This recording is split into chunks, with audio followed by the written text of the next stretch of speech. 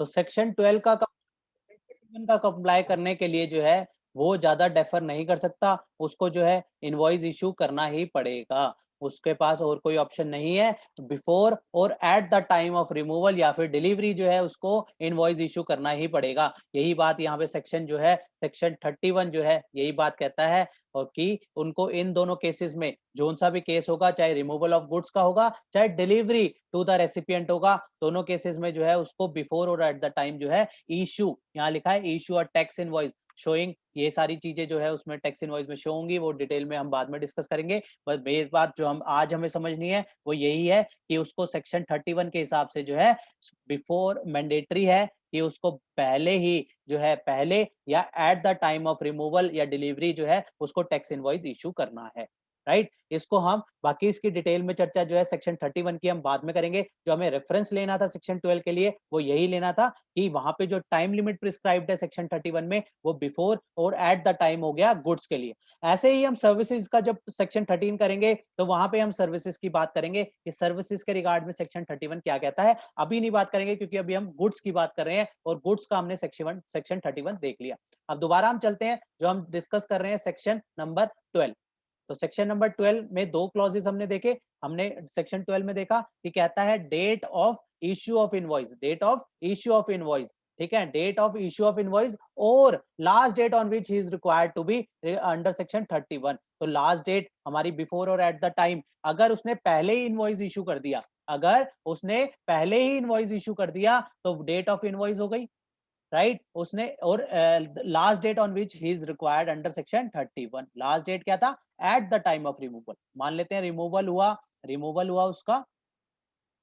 Removal हुआ उसका 31/5/2021 को, लेकिन उसने जो है पहले ही जो है इनवॉइस इशू कर दिया था, उसने 28 तारीख को इसका इनवॉइस बना के अपने पास पहले ही रख लिया था। तो उस केस में क्या हो गया, पॉइंट नंबर ए के हिसाब से क्या डेट निकल के आ गई, 28/5/2021 हमारी डेट निकल के आ गई, ठीक है ना। दो डेट्स निकल के आ गई। Last date on which he is required under section 31 हमने देख लिया, वहां पे लिखा था बिफोर और at the time of removal या डिलीवरी, ठीक है। वो एट द रिमूवल और डिलीवरी कब हुई, वो 31 तारीख को हुई, ठीक है। लेकिन उससे पहले ही उसने जो है इनवॉइस बना दिया, तो उससे पहले ही बना दिया तो वहां पे पहले वाले क्लॉज में आ गया date on of issue of invoice में ही आ गया, ठीक है। पहला केस ये हो गया, हमने दो डेट जो है एग्जांपल के लिए ले ली। और पार्ट बी में क्या कहता है, date on which supplier receive the payment. हमने जो बात करी कि क्या क्या मूवमेंट होगी, एक तो इनवॉइस इशू हो जाएगा, पेमेंट रिसीव हो जाएगी और क्या होगा, गुड्स की डिलीवरी हो जाएगी। तो यहाँ पे जो है अर्लियर ऑफ क्या लिया इसने, इनवॉइस इशू करिया। गुड्स की मूवमेंट वाली बात कहां से आ जाएगी, गुड्स की मूवमेंट की बात आ जाएगी रिमूवल और डिलीवरी से बात आ जाएगी कि उसका रिमूवल कब हुआ और डिलीवरी कब हुई, उसके हिसाब से उसकी जो है गुड्स की मूवमेंट निकल के आ जाएगी। जो हमने तीन बातें जो हमने करी थी, इसमें पहली बात ये निकल के आ गई, दूसरी बात यहाँ निकल के आ गई और तीसरी पेमेंट की जो बात करी हमने, वो पेमेंट की हमारी बात यहाँ निकल के आ गई। तो तीन कंडीशन में से कहता है कि जो भी अर्लियर होगा, जो भी पहले हो जाएगा तो उसको क्या माना जाएगा, तो उसको क्या माना जाएगा, टाइम ऑफ सप्लाई मान लिया जाएगा। मान लेते हैं अगर ये पेमेंट की डेट पहले होगी तो मान लेंगे तो हो जाएगा टाइम ऑफ सप्लाई ही पहले। और मान लेते हैं ये पेमेंट उसने करी अगले महीने, उसने 2/6/2021 को उसने पेमेंट करी, तो इन तीनों में से सबसे पहली डेट कौन सी आ रही है, 28/5/2021 उसकी डेट निकल के आ रही है। तो टाइम ऑफ सप्लाई इस ट्रांजेक्शन का क्या निकल के आ गया, 28 मई 2021। तो यही बात, सिर्फ इतना सी ये बात क्लैरिफाई करता है सेक्शन नंबर 12। अब इसका एक्सटेंडेड पार्ट में जाते हैं। हमें अगर इतना समझ आ गया तो आगे बहुत इजीली समझ आ जाएगा। सिर्फ हमें ध्यान में क्या रखनी है, यही सारी तीन बातें जो हमारे को हमने नॉर्मल एग्जांपल लेके चले कि हम जब दुकान में जाते हैं तो क्या ट्रीटमेंट होता है, हम गुड्स लेते हैं, इनवॉइस लेते हैं, पेमेंट कर देते हैं। तो वहां यहाँ पे भी यही बात करी, यही तीन बातें गवर्नमेंट ने पकड़ी और उसमें से कह दिया कि इन तीनों बातों में से जोन सा भी पहले होगा उस पर आप हमें टैक्स दे देना, राइट। अगर ये तीनों की तीनों एक ही मंथ में फॉल कर रही हैं तब तो गवर्नमेंट को कोई उसी मंथ में उसका टाइम ऑफ सप्लाई आ गया, दिक्कत नहीं। लेकिन अगर ये तीनों चीजें अलग अलग मंथ में फॉल कर रही हैं तो वहां पे गवर्नमेंट चाहेगी कि जो उनसे पहले आ जाएगा उसी पे ही उसी मंथ में उसको जो है रेवेन्यू मिल जाए। तो अब हम इसका प्रोवाइडेड डेट पढ़ते हैं। प्रोवाइडेड डेट कहता है where a supplier of taxable goods, यहाँ पे गुड्स की बात हो रही है सिर्फ, ठीक है, वो भी टैक्सेबल गुड्स की, क्योंकि रेवेन्यू से मतलब है, यहाँ पे टैक्सेबल गुड्स की बात कर रही है सेक्शन 12 सबसेक्शन 1 में। provided that where the supplier of taxable goods receive an amount up to rupees 1000 rupees, 1000 रुपए तक, ₹1000 तक का रिसीव हुआ in excess of amount indicated in the tax invoice, the time of supply to the extent of such excess amount shall be at the option of the set supplier be the date of issue of invoice in respect of such excess amount. अब इसको समझते हैं क्या कहना चाह रहा है इस बात में, इस प्रोवाइजो में क्या कहना चाह रहा है। इस प्रोवाइजो में वो कहता है कि अगर हमें कोई अमाउंट रिसीव हो गया, कोई अमाउंट हमें रिसीव हो गया, हमारा जो इनवॉइस था उससे ज्यादा। एग्जाम्पल से समझते हैं, हमने किसी को इनवॉइस दिया, 15,000 रुपए का इनवॉइस दिया, ठीक है, 15,000 रुपए का हमने उसको इनवॉइस दिया और उसने उसने हमें 15,500 रुपए पेमेंट कर दी, उसने हमें 15,500 रुपए पेमेंट कर दी, एक्सेस पेमेंट कर दी। या इसको हम और सिंप्लीफाई करते हैं कि इस हमारा इनवॉइस था 15,000, हमारा इनवॉइस था 19,000 का, 19,500 का इनवॉइस था, 19,500 का हमारा इनवॉइस था और उसने राउंड ऑफ में पेमेंट कर दी 20,000 रुपए। अब हमारे ऊपर 20,000 रुपए हमें रिसीव हो गए, तो हमारे ऊपर 20,000 के ऊपर जीएसटी लगना चाहिए, ठीक है, मतलब प्लस जीएसटी मान लेते हैं, 19,500 प्लस जीएसटी का इनवॉइस था, उसने 20,500 प्लस जीएसटी के हिसाब से उसकी एडजस्ट, जीएसटी को भी साइड रखते हैं। अभी हम ये समझते हैं कि जो पेमेंट है, वो पेमेंट अगर उसने 1,000 रुपए तक की हमें फालतू पेमेंट कर दी है, तो उस जो एक्सेस पोर्शन है, जो हमने एग्जांपल लिया 19,500 की जगह 20,000 की उसने पेमेंट कर दी, तो 500 रुपए जो एक्सेस है, जो 500 रुपए उस एक्सेस है, उसके टाइम ऑफ सप्लाई की बात कर रहा है, उसका टाइम ऑफ सप्लाई, क्योंकि इनवॉइस जो है उसके रिगार्डिंग में इशू नहीं हुआ, इनवॉइस 19,500 का इशू हुआ था, 500 रुपए वाला नहीं हुआ, 20,000 की पेमेंट आ गई, 19,500 प्लस 500, 500 का तो इनवॉइस अभी इशू हुआ ही नहीं है ना, 19,500 का तो ठीक है, 500 का इनवॉइस इशू नहीं हुआ लेकिन पेमेंट आ गई, तो ऐसे में वो 500 की बात कर रहा है कि ये 500 का टाइम ऑफ सप्लाई जो है, आप चाहे पेमेंट उस टाइम उसी टाइम पे जब 20,000 रिसीव हुए तब मान लो, चाहे इस 500 रुपए का जब इनवॉइस आगे रिसीव होगा या आगे एडजस्ट होएगा तब मान लेना। वो 5,000 रुपए तक की जो है इसमें उसने प्रोविजन में छूट दे दी कि 1,000 रुपए अगर एक्सेस अमाउंट रिसीव हुआ है आपको और एक्सेस अमाउंट जो है 1,000 रुपए तक है, तो वहां पे जो है आपका टाइम ऑफ सप्लाई उस 1,000 रुपए का जो है वो आप उस टाइम भी मान सकते हो और बाद में भी मान सकते हो, ये आपको ऑप्शनल दे दिया गया है, ऑप्शन दे दिया गया है। एग्जाम्पल के लिए मैंने यहाँ पे एग्जाम्पल डाला है कि मान लेते हैं एयरटेल का बिल आया, कंपनी के पास एयरटेल का बिल आया 9100 रुपीज का, कंपनी ने क्या करा कि पेमेंट कर दी, कंपनी ने कहा इसको राउंड ऑफ में कोई नहीं 10,000 रुपए पे कर देते हैं, आगे और आगे जब अगले महीने का बिल आएगा उसमें एडजस्ट हो जाएगा अमाउंट, ठीक है, 900 रुपए उसमें फालतू उसने पे कर दी, उसने कहा चलो 10,000 की पेमेंट कर दो। तो क्या हुआ, so that the extra amount of 900 will be adjusted afterwards, बाद में अगले महीने के बिल में एडजस्ट हो जाएगा, नेक्स्ट मंथ बिल में। So Airtel can pay GST on 900 extra, जो 900 रुपए एक्स्ट्रा जो जीएस 900 रुपए एक्स्ट्रा जो पे कर दिए, मैं कस्टमर हूं, मेरे पास एयरटेल का पोस्टपेड नंबर है, मान लेते हैं मैं एयरटेल का मेरे पास पोस्टपेड नंबर है, मेरे पास 9100 का बिल आया, मैंने कहा चलो 9100 की जगह मैंने 10,000 रुपए की उसकी पेमेंट कर दी, उसके लिए एयरटेल के लिए क्या है, ये सप्लाई है, वो जीएसटी में रजिस्टर्ड है, वो सप्लायर है, उसके लिए सप्लाई है, उसको पे करना है। 9100 का बिल आया था मेरे पास, मैंने 10,000 पे कर दिया, अब उसको उस एयरटेल को जो पेमेंट करनी है वो उस 900 रुपए जो उसको एक्सेस रिसीव हुआ है वहां पे वो उस 900 रुपए को के ऊपर टाइम ऑफ सप्लाई वो उस मंथ में भी मान सकती है, नेक्स्ट मंथ में जब वो उसको 900 रुपए को एडजस्ट करेगी, नेक्स्ट मंथ के इनवॉइस में एडजस्ट करेगी ना, 900 रुपए को हमने एक्सेस पे कर दिया 900 रुपए, तो वो लेस करेगी 900 रुपए, 900 रुपए का बिल कम आएगा अगले महीने, तो वहां पे भी अगले महीने भी वो उसके ऊपर जीएसटी पे कर सकती है या फिर वो उस सेम महीने में भी पे कर सकती है, वो एयरटेल के ऊपर छोड़ दिया है, लेकिन सिर्फ तब जब वो बिल की अमाउंट जो है 9,000 रुपए तक होगा, अप टू 1,000 रुपीज होगा, ठीक है, ये प्रोवाइजो डाला गया है, सिर्फ 1,000 रुपए तक के लिए छूट दी गई है और 1,000 रुपए का टाइम ऑफ सप्लाई वो कहता है या तो उसी महीने में मान लो या फिर अगले महीने में मान लो। तो यहाँ हमने जो एग्जांपल लिया था, यहाँ पे 9100 का इनवॉइस आया था एयरटेल का, उसने 10,000 की पेमेंट कर दी, तो 900 रुपए का जो एक्स्ट्रा है वो वहां पे जो है वो एडवांस रिसीव हो गया एक तरीके से 900 रुपए, उस एडवांस रिसीव के ऊपर वो तब भी पे कर सकता है और वो टाइम ऑफ सप्लाई अगले महीने जब या उसका नेक्स्ट बिल आएगा वो तब भी पे कर सकता है। एयरटेल एयरटेल को पे करना है ना, हमने तो 10,000 रुपए पे कर दिए, उसके ऊपर अब लाइबिलिटी है, उसको पे करना है आगे, तो वो 10,000 वो जो 900 9100 पे तो करेगी करेगी, 9100 तो हमारे पास बिल आया तो वो बिल पे जो जीएसटी लगेगा वो तो पे करेगी, लेकिन वो जो 900 एक्सेस है उसके ऊपर जो है वो एयरटेल जो है 900 रुपए के ऊपर उस मंथ में भी पे कर सकती है और नेक्स्ट मंथ जब वो एडजस्ट करेगी तब भी पे कर सकती है। तो ये बात कहता था ये प्रोवाइजो, ये सिर्फ 1000 रुपए तक के लिए ही है, राइट। अब नेक्स्ट, अब ये जो हम सेक्शन 12 कर रहे हैं ना, ये सेक्शन 12 में 6 सबसेक्शन है और सेक्शन 13 में भी सेम उसमें भी 6 सबसेक्शन है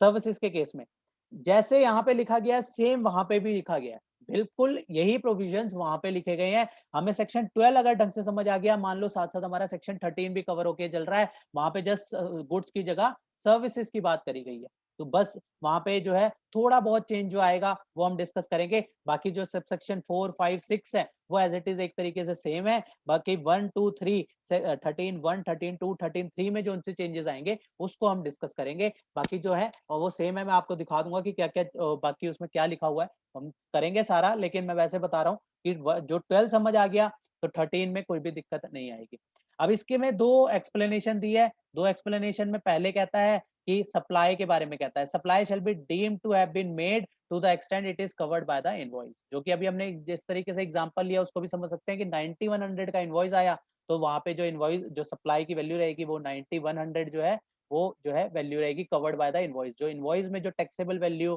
टोटल वैल्यू, जो जीएसटी सारी चीजें लिखी हुई आएंगी ना वहाँ पे, तो उसकी जो वैल्यू निकल के आ रही है 9100 तो इंक्लूडिंग जीएसटी आ गया, तो वो जो वैल्यू निकल के आएगी वो ही माना जाएगा सप्लाई की value. Under clause A and B, A और बी जो क्या बात करता था वहां पे, ए और बी क्या बात करता था, यही ए और बी, जहाँ पे हमने डेट की बात करी, date of issue on invoice, या फिर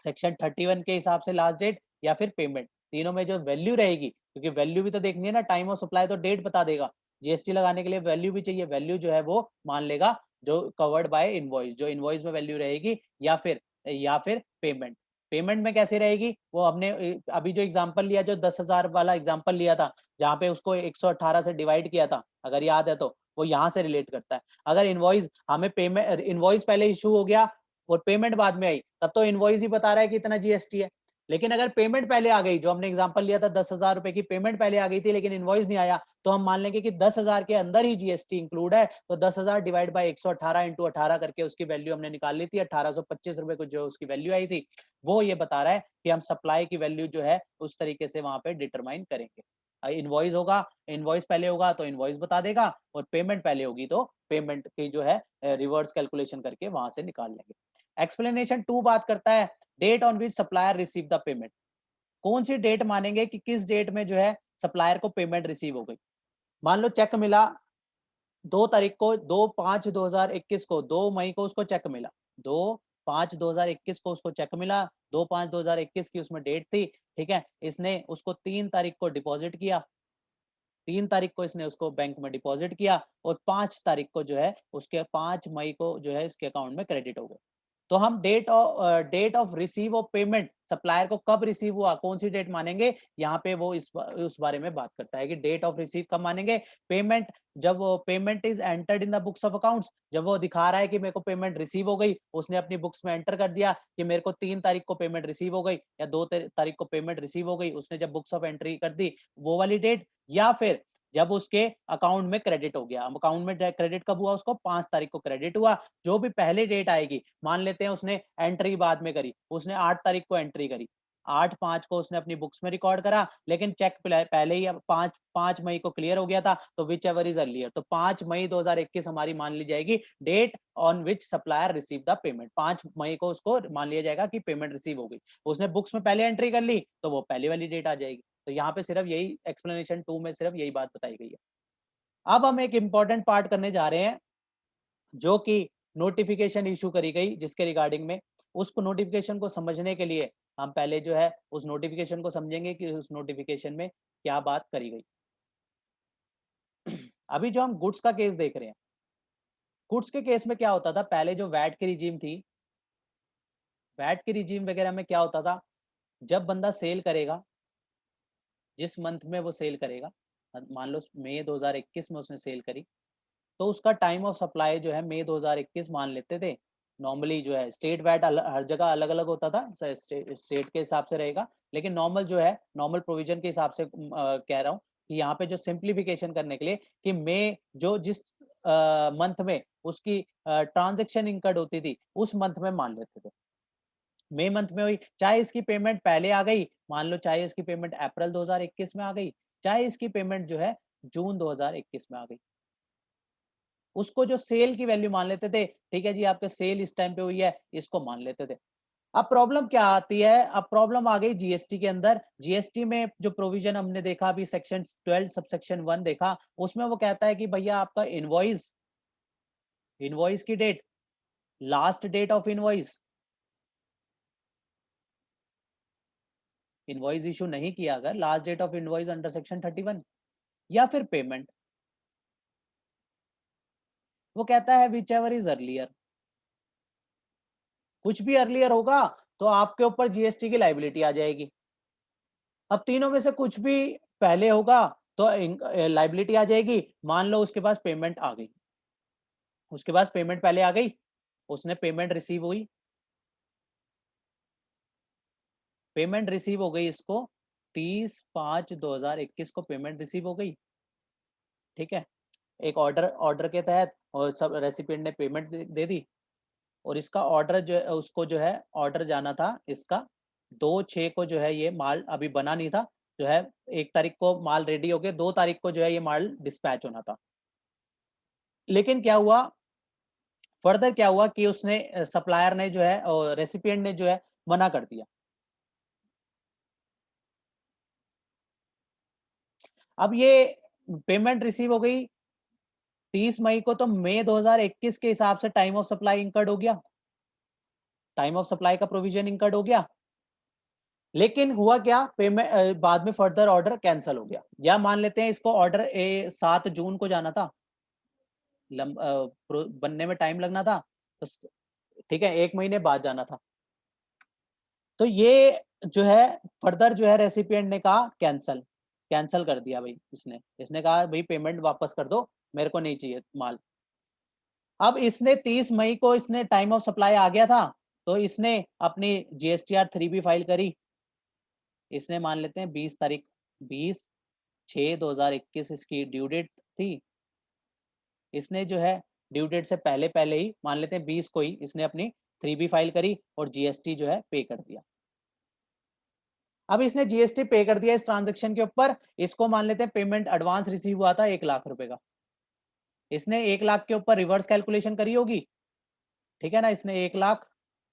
डिवाइड बाय मान लेते हैं 18% का रेट था उस आइटम पे, 18 इंटू 18 करके इसने जीएसटी निकाला होगा, और उस जीएसटी को यहाँ पे इसने पे कर दिया होगा। अब ये अगले महीने ये ऑर्डर हो गया कैंसल, और गवर्नमेंट के पास तो चला गया पैसा। अब गवर्नमेंट के पास तो जीएसटी चला गया, और एक्चुअल में ये ट्रांजेक्शन इंकर्ड हुई नहीं, एक्चुअल में नहीं हुई है, कैंसिल हो गया ऑर्डर। अब क्या करेगा बंदा, अब क्या करेगा, ये जो जीएसटी जो पे किया होगा, ये कहेगा गवर्नमेंट को भैया वो ट्रांजैक्शन जो थी जिसके ऊपर मैंने आपको 20/6/2021 को जो आपके को मैंने जीएसटी जमा करा है, वो ट्रांजैक्शन इंकर्ड हुई नहीं, ऑर्डर कैंसिल हो गया, तो इसका प्लीज मुझे रिफंड दे दो, इसका मुझे रिफंड दे दो।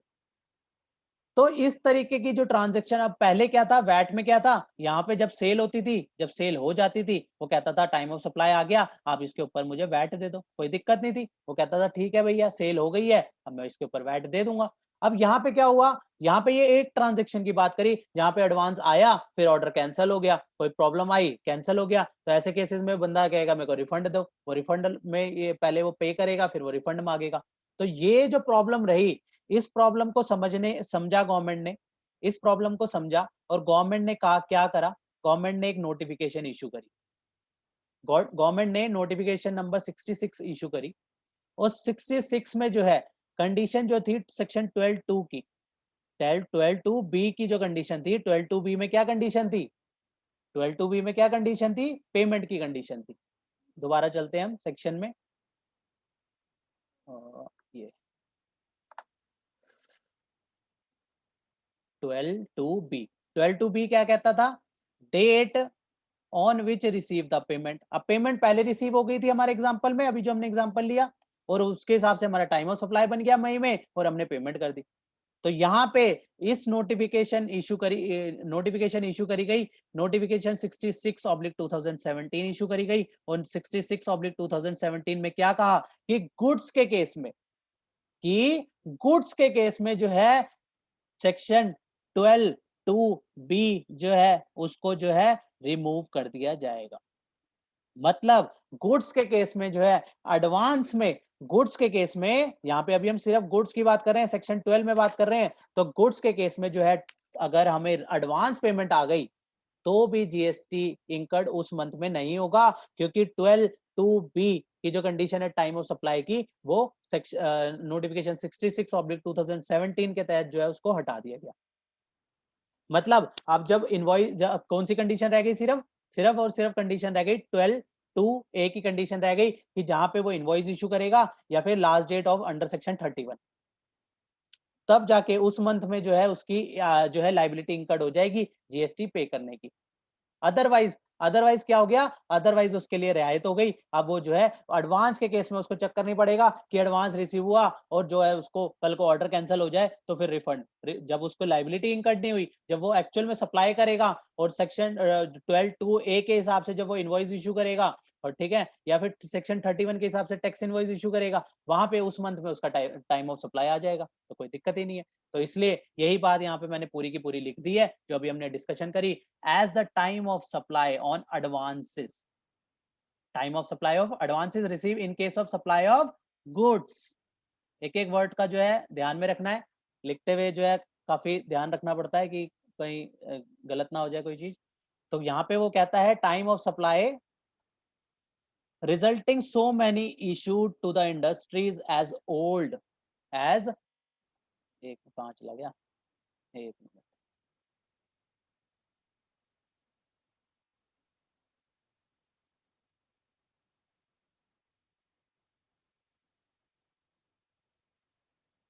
हाँ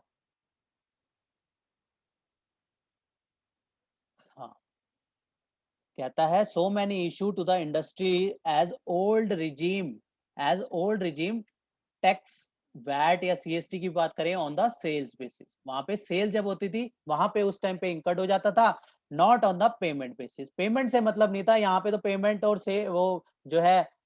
invoice which ever is earlier वाली कंडीशन लग गई, वहां पे सिर्फ एक ही कंडीशन थी तो इजी था। तो यहाँ पे क्या हो गया कि advance receive earlier if needed to be refunded back, क्या होता था, एडवांस रिसीव जो रिसीव कर लिया उसको कई केस में फिर वापस करना पड़ता था, then such GST on such advances need to be claim refund, refund claim करना पड़ता था फिर, ठीक है, क्रिएट इररेलेवेंट एफर्ट, खाली पीली जो है पहले जो है इंडस्ट्रियलिस्ट की जो है वो अमाउंट ब्लॉक होएगा, ठीक है, वो जीएसटी पे करेगा, गवर्नमेंट के पास अमाउंट ब्लॉक होगा, फिर उसका रिफंड क्लेम करेगा, फिर वो रिफंड आएगा जब तक उसका वर्किंग कैपिटल ब्लॉक हो जाएगा। तो ऐसे केसेस में जो है इसलिए नोटिफिकेशन नंबर 66/2017 जो है लाई गई, जिसने कंडीशन जो कि सेक्शन 12(2)(b) की जो कंडीशन थी उसको हटा दिया, ठीक है, किस केस में, गुड्स के केस में, in case of goods which result of time of supply on issue of invoice और the last date under section 31 whichever is earlier. अब सिर्फ क्या रहेगा हमारे पास, जो अगर गुड्स का केस है तो गुड्स के केस में इनवॉइस और लास्ट डेट अंडर सेक्शन 31 जो भी पहले आएगा उस केस में ही जो है वहां पे टाइम ऑफ सप्लाई इंकर्ड हो जाएगा। जो 12(2)(b) की रिसीव्ड वाली कंडीशन थी वो जो है गुड्स के केस में नहीं रहेगी, राइट। ये कहता है साथ में क्लैरिफाई करता है, not applicable to the composite dealer, means composite dealer has to pay 0.5 in case of advance receive also. हमने जो लास्ट डिस्कशन में हमने क्या पढ़ा था, कंपोजिशन सेक्शन 10, बहुत टाइम लगाया था हमने उसको, अलग अलग फॉर्म में पढ़ा था क्योंकि प्रैक्टिकल लाइफ में बहुत रिलेवेंट था वो। तो वहां पे हमने क्या बात करी थी कि कंपोजिशन स्कीम या तो रेगुलर स्कीम में होगा या कंपोजिशन स्कीम में होगा। अगर कंपोजिशन स्कीम में है और कंपोजिशन स्कीम में है तो वहां पे भी टाइम ऑफ सप्लाई के प्रोविजन रहेंगे, तो वहां पे भी जो है अगर उसने टाइम, अगर वो कंपोजिशन है तो वहां पे उसका रेट क्या होगा, 0.5 होगा या 1+1 होगा या 2.5 होगा, 2.5 होगा। हमने डिस्कस किया था ना, रेस्टोरेंट के केस में क्या था 2.5+2.5, मैन्युफैक्चरर के केस में क्या था 1+1, ट्रेडर के केस में क्या था 0.5+0.5। तो जोन सा भी उसका रेलिवेंट रेट रहेगा उस रेट को, लेकिन एडवांसेस अगर कंपोजिशन ऑप्ट करी है तो उसको जो है पे करना ही पड़ेगा, कंपोजिशन के केस में उसको एडवांसेस में पे करना पड़ेगा। अदरवाइज अगर वो नॉर्मल स्कीम में है तो सेक्शन जो अगर नॉर्मल स्कीम में है तो नोटिफिकेशन 66/2017 की वजह से जो है उसको एडवांसेस के ऊपर जो है जीएसटी नहीं देना पड़ेगा,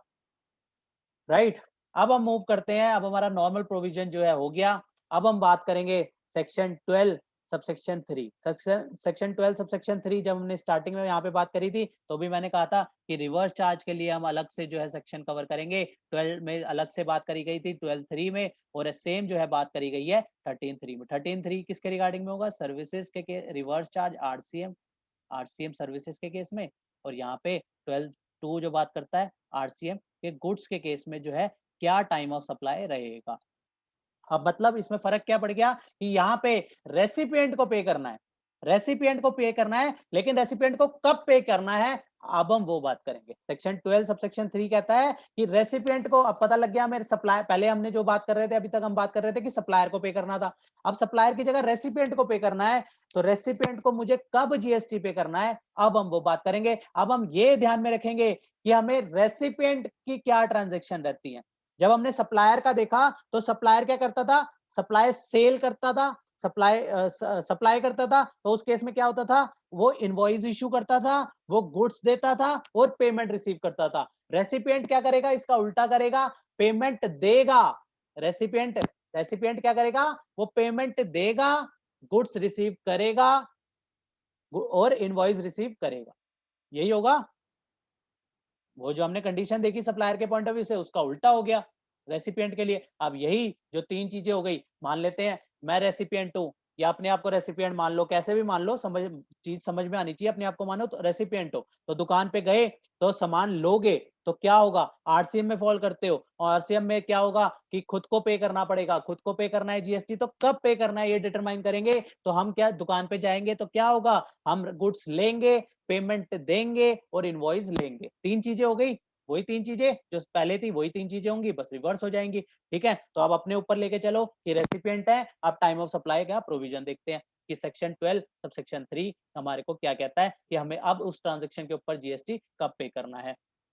तो कहता है इन case of supply in respect on which tax is paid और लाइबल टू बी पे ऑन रिवर्स चार्ज बेसिस। किस रिवर्स चार्ज बेसिस पे करना है, तो किसको करना है, रेसिपिएंट को करना है। मैंने याद करने के लिए बताया था कि इस वर्ड से याद कर लो कि रिवर्स चार्ज है तो रेसिपिएंट को पे करना होगा। कई केसेस में अलग भी पे करना पड़ता है, हमने सेक्शन 9 सबसेक्शन 5 पढ़ा था, वहां पे ई कॉमर्स ऑपरेटर होता है। ठीक है, उसको लिंक नहीं कर रहा, जस्ट रेफरेंस के लिए अभी हल्का सा बता दिया, लेकिन हमने वहां पे डिटेल में किया था। तो यहाँ पे क्या बात करते हैं कि रिवर्स चार्ज केसेस में टाइम ऑफ सप्लाई क्या होगा, अर्लीस्ट। यहाँ पे भी वही कंडीशन है कि अर्लीस्ट जो पहले तीनों में से पहले होगा, वहां पे रिवर्स जो है, वहां पे जो है उसको जीएसटी की लायबिलिटी हो जाएगी। मैं रेसिपिएंट हूँ, अपने आप को भी रेसिपिएंट मानना। इस टाइम पे मानो दुकान पे गए थे रेसिपिएंट अभी, और आरसीएम में जो है आपने उसको सप्लायर को जीएसटी नहीं दिया, अब आपके ऊपर लायबिलिटी है, आपको जीएसटी देना है, तो आप किस तरीके से जीएसटी दोगे, बात ये है। तो अब जीएसटी देने के लिए क्या करना है, the date of the receipt of the goods, goods receive करोगे। पहली बात हमने वही बात करी ना, तीन बातें होंगी, क्या होगा, गुड्स रिसीव करोगे, पेमेंट दोगे, गुड्स रिसीव करोगे, पेमेंट दोगे, तीसरा क्या करोगे, इनवॉइस लोगे, तीसरा क्या होगा, इनवॉइस लोगे। तीन चीजें ही होंगी ना, पेमेंट दोगे, गुड्स लोगे, इनवॉइस लोगे। तो वही बात यहाँ पे लिख दी कि तीनों में से जो भी पहले होगा, date of receive of goods. ठीक है, मान लो इसने 31/5 को जो है गुड्स रिसीव करे, अलग अलग डेट ले इसीलिए ले रहे हैं ताकि हम समझ पाए कि प्रोविजन क्या कहना चाह रहा है। डेट ऑफ पेमेंट, अगर इसने पेमेंट पहले ही दे गया था या पेमेंट बाद में दी, मान लेते हैं 2/6, अगले दिन जो है ये 1-2 दिन बाद जाके पेमेंट दे के आया,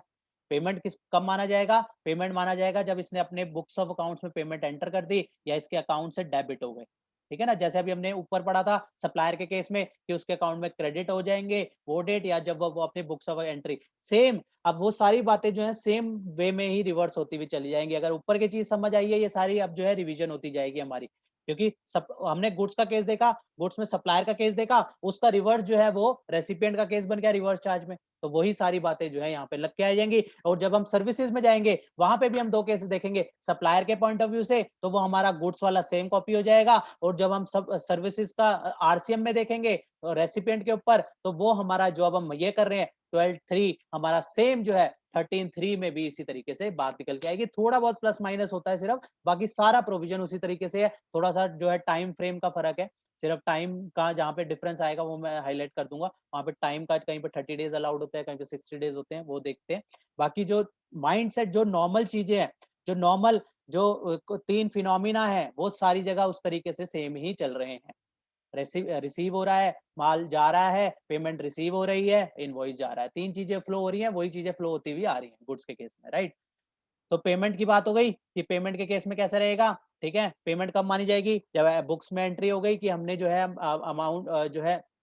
रेसिपिएंट है पे कर दिया, रेसिपिएंट ने पे कर दिया या अकाउंट से उसके डेबिट हो गया, कुछ भी है विच एवर इज अर्लियर। और तीसरी डेट क्या मानी थी हमने, इनवॉइस की। इनवॉइस के केस में क्या होगा, रेसिपिएंट कहेगा, रेसिपिएंट क्या कहेगा कि भैया इनवॉइस रहने दो, इनवॉइस जितना लेट होएगा उतनी डेफर होएगी। तो वहां पे जो है उसने टाइम लिमिट लगा दी, date immediately following the 30 days from the date of invoice. कितने डेज, 30 डेज। अगर आपकी इनवॉइस डेट मान लेते हैं, इनवॉइस की डेट ये है, मान लेते हैं कितनी मान लेते हैं, इसी डेट पे, रिसीट की डेट पे ही मान लो, या कोई भी डेट मान लो, इससे पहले की डेट मान लो, या यही मान लो, सेम मान लेते हैं 31/5/2021। तो 30 days from the date of issue of invoice. तो यहाँ से 30 डेज लेके चलेंगे तो हमारा यहाँ पे 30/6/2021 जो है यहाँ पे हमारी डेट निकल के आ जाएगी। तो हमारी डेट क्या क्या बन गई, 31/5/26 और 30/6 विच एवर इज अर्लियर। तो हमारी कौन सी डेट बन जाएगी, ये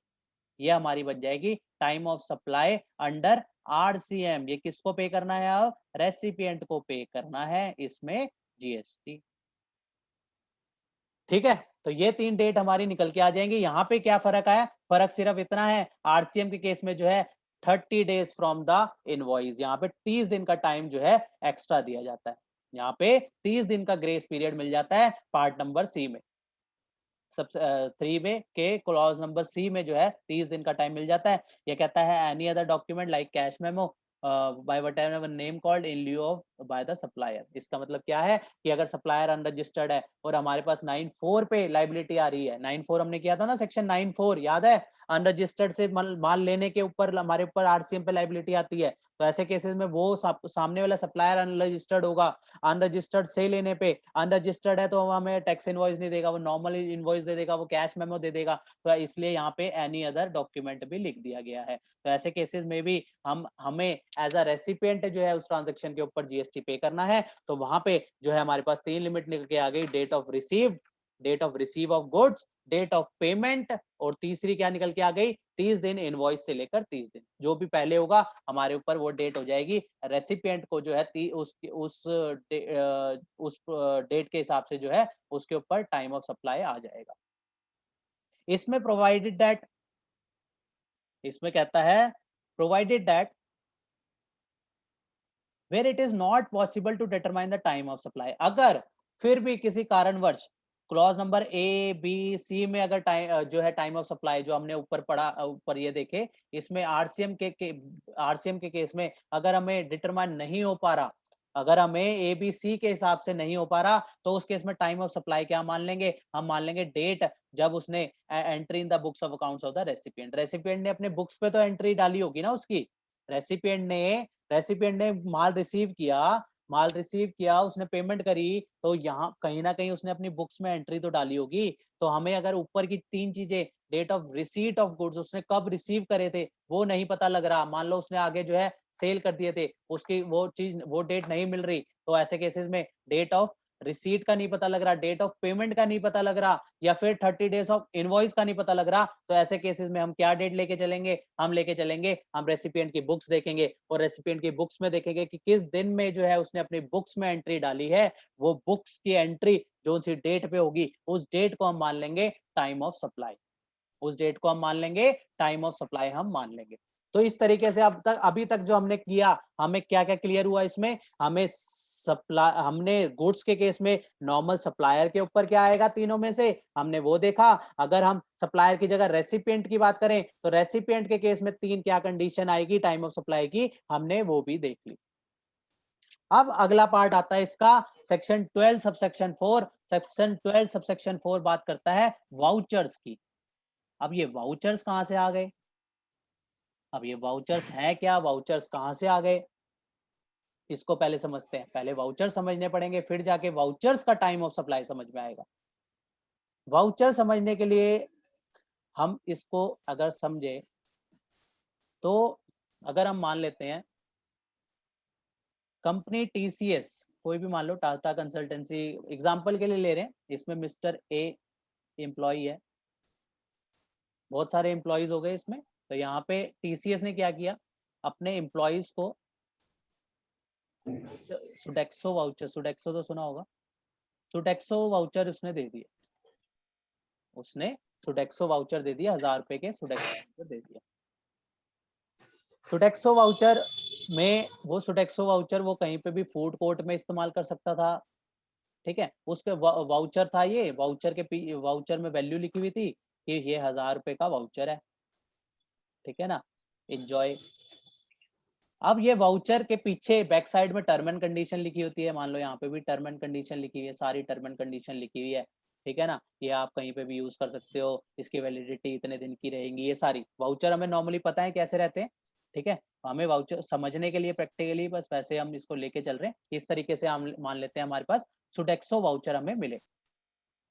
अब ये सुडेक्सो वाउचर हम कहीं पे यूज कर सकते हैं। सुडेक्सो वाउचर मिस्टर ए को मिले, मिस्टर ए खुश हो गया, मिस्टर ए गया डोमिनोज, कहते हैं आज पिज्जा खाएंगे, ये गया डोमिनोज, ठीक है, जो भी है डोमिनोज में गया, इसने पिज्जा ऑर्डर किया, इसने पिज्जा ऑर्डर किया, मान लेते हैं 1000 रुपए का ही, मान लेते हैं 1000 रुपए का ही था, और 1000 रुपए का इसने जो है, इसने इसमें लिखा हुआ था कि ये जो है डोमिनोज में भी चलेगा, ये यहाँ पे इसमें लिखा होता है ना किस किस चीजों में यूज होगा, यहाँ पे लिखा हुआ था। ये जो है इसने क्या किया, इसने पे कर दिया, और जो है इसको कैश पे नहीं करना पड़ा, इसने 1000 रुपए का सुडेक्सो वाउचर वो कर दिया। अब ये जो डोमिनोज है, ये डोमिनोज जो है ये भी रजिस्टर्ड है जीएसटी में, इसको भी जीएसटी पे करना है, इसको भी जीएसटी पे करना है। अब इसको कैश तो मिला नहीं, इसको मिला, इसको क्या मिला, इसको मिला वाउचर, इसको मिला वाउचर। अब इसको, इसके जो वैल्यू थी 1000 रुपए, इसमें मान लो इसका इस पे 5% ये मान लो 900, ऐसे एग्जांपल के लिए लेके चल रहे हैं, 950 प्लस 50 रुपए जीएसटी, एग्जांपल ऐसे ही लेके चलते हैं, 1000 रुपए टोटल इसका बिल था। अब इसको जीएसटी 50 रुपए गवर्नमेंट को पे करना है। अब हम बात कर रहे हैं टाइम ऑफ सप्लाई की, हमें देखना है टाइम ऑफ सप्लाई। अब इसने 1000 रुपए जो है पेमेंट करी, कैसे, सुडेक्सो के थ्रू पेमेंट करी। अब ये सुडेक्सो जो है सिर्फ डोमिनोज के पिज्जा के लिए तो यूज नहीं होना था, ये कहीं और भी यूज हो जाता। ये मान लेते हैं ये इसका कोई क्लोथ बाय कर लेता, ये इसको बहुत सारी चीजों में यूज हो जाता, मान लेते हैं ये खाने पीने में भी, और बर्गर किंग में यूज हो जाता, ये कहीं और यूज हो जाता, मान लेते हैं कहीं पे भी ये यूज हो जाता, एडिडास में यूज हो जाता, ठीक है। कोई एक पर्टिकुलर इसका फिनोमिना नहीं था, ये काफी जगह यूज हो सकता था, कोई स्पेसिफिक गुड्स नहीं थी। अब ऐसे केसेस में ये टीसीएस ने जब इसको सुडेक्सो दिए, मान लेते हैं 31/5/2021 को इसने इसको सुडेक्सो दिए मिस्टर ए को, तो क्या इसका टाइम ऑफ सप्लाई, अब इसने जो थे, इसने यहाँ पे सप्लाई, एक्चुअल सप्लाई कब हुई, डोमिनोज जब इसने पिज्जा खाया, यहाँ पे इसने सप्लाई करी। अब इसको जीएसटी इसके ऊपर कब पे करना है, यहाँ पे इनवॉइस रेज हो गया, इनवॉइस यहाँ रेज हो गया, पेमेंट की जगह सुडेक्सो आया, तो इसके प्रोविजन कहते हैं वाउचर की जगह, वाउचर के केस में प्रोविजंस जो है टाइम ऑफ सप्लाई के डिफरेंट होते हैं। वहां पे वो कहता है कि जब अगर वाउचर, जो सा वाउचर इशू हो रहा है उसमें गुड्स या सर्विसेज स्पेसिफाइड हो, गुड्स या सर्विसेज स्पेसिफाइड हो कि वो सिर्फ इसी गुड्स या सर्विसेज के लिए ही यूज होगा, अगर वो स्पेसिफिक उसी गुड्स या उसी सर्विसेज के लिए यूज होगा, तो उसका टाइम ऑफ सप्लाई मान लेते हैं हम अब एक एग्जांपल लेते हैं, सर्विसेज का ले लेते हैं, मान लेते हैं ये फन सिनेमा में मूवी टिकट में ही यूज होना था, मूवी टिकट का वाउचर मिला, तो मूवी टिकट में यूज होगा, और कहीं तो यूज हो नहीं सकता। अब मूवी टिकट का एसएससी कोड फिक्स होगा, ठीक है, इसका रेट फिक्स होगा, लेकिन यहाँ जो हमने वाउचर, जो डोमिनोज वाला वाउचर लिया था, वो कहीं भी यूज हो सकता था, ये डोमिनोज में यूज हो सकता था, वो किसी क्लोथ में वो यूज हो सकता था, मान लो वो रेमंड रेमंड के शोरूम में यूज हो सकता था, वो बर्गर किंग में, वो एडिडास में शूज का जो है एचएसएन अलग होगा, बर्गर किंग में फूड का एचएसएन अलग होगा, क्लोथ का एचएसएन अलग होगा, और जो है डोमिनोज पिज्जा का एचएसएन अलग रहेगा। तो यहाँ पे इनके एचएसएन अलग है, इनके रेट भी अलग है, और जो मूवी टिकट वाली हमने बात करी, अगर वो वाउचर सिर्फ और सिर्फ मूवी टिकट का है, अगर वो वाउचर सिर्फ और सिर्फ मूवी